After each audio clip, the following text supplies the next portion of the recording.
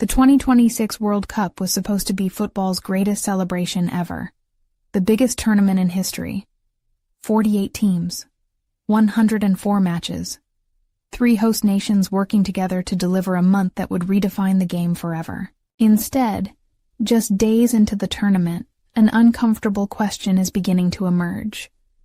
What if Canada and Mexico are the countries saving this World Cup?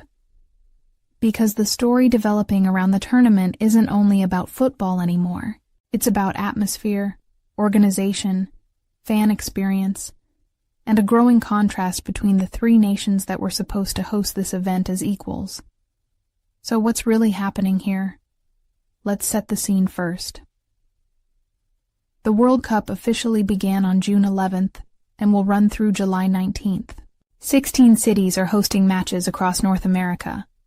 11 are in the United States, 3 are in Mexico, 2 are in Canada.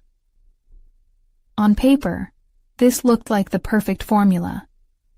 The United States would provide the giant stadiums, commercial power, and infrastructure.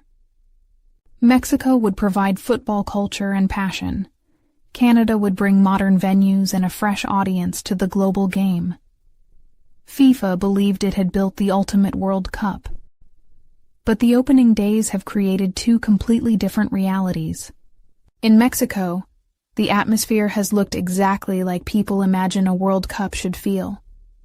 Packed stands, constant singing, streets filled with supporters wearing national colors. Football treated as a national event. In Canada, fans have praised the organization, accessibility, and vibrant crowds in cities like Toronto and Vancouver. The atmosphere has been energetic, welcoming, and surprisingly passionate. Meanwhile, several American venues have found themselves dealing with very different headlines. Questions about empty seats, questions about extreme heat, questions about transportation, questions about whether the tournament feels like a World Cup or simply another major sporting event. And that's where the contrast begins. The atmosphere problem is becoming impossible to ignore. World Cups are remembered by images. Brazil 2014 gave us crowds singing in the streets. South Africa 2010 gave us vuvuzelas.Qatar. 2022 gave us packed stadiums and dramatic late-night celebrations. But some early broadcasts from the United States have shown visible empty sections inside stadiums. Even matches involving major nations haven't always created the visual spectacle FIFA hoped for. Then viewers switch to games in Mexico and Canada. The difference feels immediate. The noise, the energy, the emotion, the sense that the tournament has completely taken over the host cities. That comparison is becoming part of the World Cup's narrative, and it goes beyond television pictures. The weather problem is real. Several matches played in American cities have faced dangerous summer temperatures, forcing cooling breaks and raising concerns about player welfare. Fans have spent hours outside stadiums in intense heat. Long walks, security lines, transportation delays, and difficult travel conditions have become part of the conversation. This matters because the World Cup is not just about 90 minutes on the pitch. It's about the entire experience. A supporter who travels thousands of miles remembers everything. The atmosphere, the journey, the celebration, the feeling of being part of something historic. And that's where Canada and Mexico are unexpectedly gaining praise. Mexico's football culture has once again reminded the world why it remains one of the game's great nations. Every match feels emotional. Every goal feels personal. The stadiums feel alive. You don't simply watch football there. You experience it.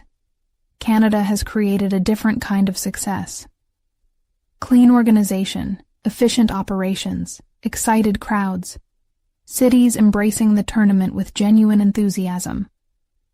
Many international fans have described Canadian venues as some of the easiest and most enjoyable places to attend matches. That praise matters. because for months, the narrative surrounding this World Cup focused overwhelmingly on the United States. It was presented as the tournament's centerpiece, the country hosting most of the matches. The nation expected to carry the event commercially and logistically. Instead, many of the most positive stories are now coming from its two partners, and that's creating a fascinating irony. The countries expected to play supporting roles are increasingly becoming the emotional heart of the tournament.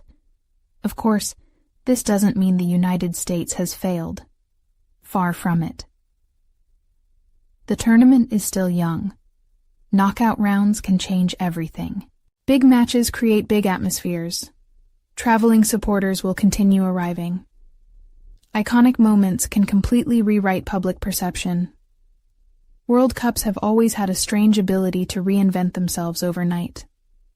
One legendary goal, one unforgettable upset, one dramatic semi-final, and suddenly nobody remembers the problems from opening week. But here's the reason this conversation feels important. This is the biggest World Cup ever staged. The stakes are higher than ever.